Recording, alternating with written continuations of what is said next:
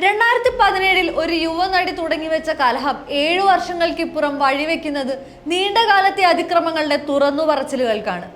മാളങ്ങളിൽ പോയി ഒളിച്ചു കഴിയുന്ന സൂപ്പർ സ്റ്റാറുകളും മിണ്ടാതിരിക്കുന്നതാണ് നല്ലതെന്ന് കണ്ട് കണ്ണടച്ച മറ്റു പ്രമുഖരും സിനിമാ രാഷ്ട്രീയക്കാരും ആകെ വലഞ്ഞ അവസ്ഥ.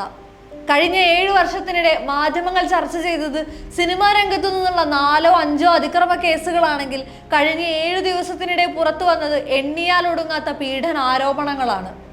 സംവിധായകൻ രഞ്ജിത്തിൽ തുടങ്ങി സിദ്ദിഖ്, മുകേഷ്, ജയസൂര്യ, സുധീഷ്, മാമുക്കോയ, ഇടവേള ബാബു, റിയാസ് ഖാൻ, മണിയൻ പിള്ള രാജു, ബാബുരാജ്, ശ്രീകുമാർ മേനോൻ, VK പ്രകാശ്, RS വിമൽ തുടങ്ങി അവസാനമില്ലാത്തൊരു നീണ്ട നിര പുറത്തേക്കൊഴുകുകയാണ്.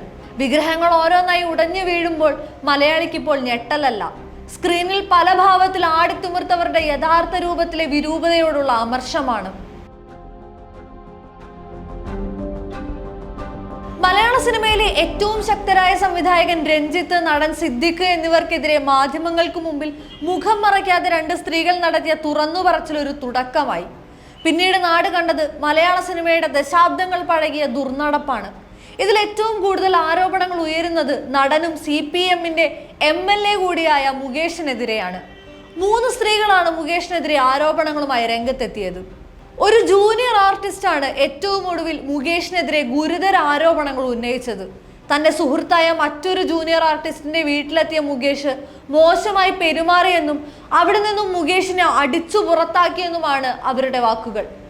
സുഹൃത്തിന്റെ മേൽവിലാസം കണ്ടുപിടിച്ചാണ് മുകേഷ് അവരുടെ വീട്ടിലെത്തിയതെന്നും സുഹൃത്തിന്റെ അമ്മയോട് അപമര്യാദയായി പെരുമാറിയെന്നും അവർ വെളിപ്പെടുത്തി. നടൻ ജയസൂര്യ, മുകേഷ്, ഇടവേള ബാബു തുടങ്ങി 7 പേർക്കെതിരെയാണ് മറ്റൊരു നടി ആരോപണം ഉന്നയിച്ചത്. അമ്മയിൽ അംഗത്വം വേണമെങ്കിൽ സഹകരിക്കണമെന്നതായിരുന്നു മുകേഷ് അടക്കം ഇവരിൽ പലരുടെയും ആവശ്യം. കേട്ടാൽ അറയ്ക്കുന്ന ഭാഷയിലാണ് കേരളത്തിലെ ഇടതുപക്ഷ MLA കൂടിയായ മുകേഷ് അവരോട് സംസാരിച്ചത്. അമ്മയിൽ അംഗത്വത്തിനായി പിന്നീട് ഇന്നസെന്റിന്റെ നിർദ്ദേശപ്രകാരം ഒരാളെ പോയി കണ്ടപ്പോഴും മുകേഷ് വിളിച്ചു. അമ്മയിലേക്ക് നുഴഞ്ഞു കയറാൻ ശ്രമിക്കുകയാണോ? താൻ അറിയാതെ മലയാള സിനിമയിൽ ഒന്നും നടക്കില്ലെന്ന് മുകേഷ് ഭീഷണിപ്പെടുത്തി. നേരിട്ട് കണ്ടപ്പോഴും മുകേഷ് മോശമായി സംസാരിച്ചു. വില്ലയിലേക്ക് വരാൻ ക്ഷണിച്ചു എന്നും നടി വെളിപ്പെടുത്തുന്നു. 2018 മുകേഷിനെതിരെ നടത്തിയ മീറ്റു ആരോപണങ്ങൾ ഓർമ്മിപ്പിച്ചുകൊണ്ടാണ് കാസ്റ്റിംഗ് ഡയറക്ടർ കൂടിയായ മറ്റൊരു യുവതി മുന്നോട്ടെത്തിയത്. വർഷങ്ങൾക്ക് മുമ്പ് TV ഷോയിൽ അവതാരകനായിരിക്കെ മുകേഷ് തന്നോട് മോശമായി പെരുമാറിയിരുന്നു എന്നാണ് അവരുടെ വെളിപ്പെടുത്തൽ.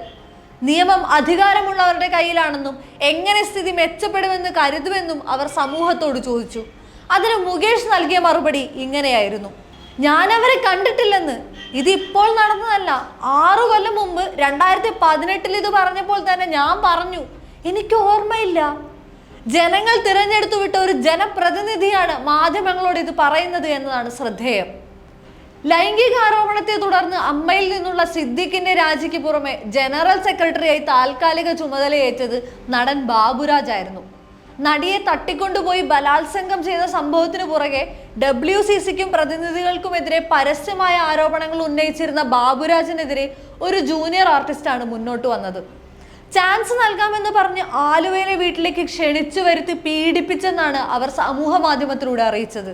അന്ന് രാത്രി മുഴുവൻ തന്നെ വീട്ടിൽ പൂട്ടിയിട്ടെന്നും പലർക്കും ഇയാളിൽ നിന്നും സമാന അനുഭവങ്ങൾ ഉണ്ടായതായി അറിയാമെന്നും അവർ പറയുന്നു. പരസ്യ ചിത്രത്തിൽ അവസരം നൽകാമെന്ന് വാഗ്ദാനം ചെയ്ത് സംവിധായകൻ ശ്രീകുമാർ മേനോനും തന്നോട് മോശമായി പെരുമാറിയെന്നും ഇവർ വെളിപ്പെടുത്തി. വിഷയത്തിലെ ബാബുരാജിന്റെ മറുപടിയും ശ്രദ്ധേയമാണ്.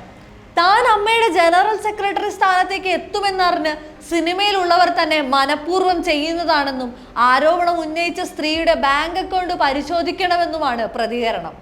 മലയാള സിനിമാ ലോകത്തെ നന്മപരമായി സാമൂഹ്യ മാധ്യമങ്ങൾ വിശേഷിപ്പിക്കാറുള്ള ജയസൂര്യക്കെതിരെയും ലൈംഗിക ആരോപണം ഉയർന്നിട്ടുണ്ട്.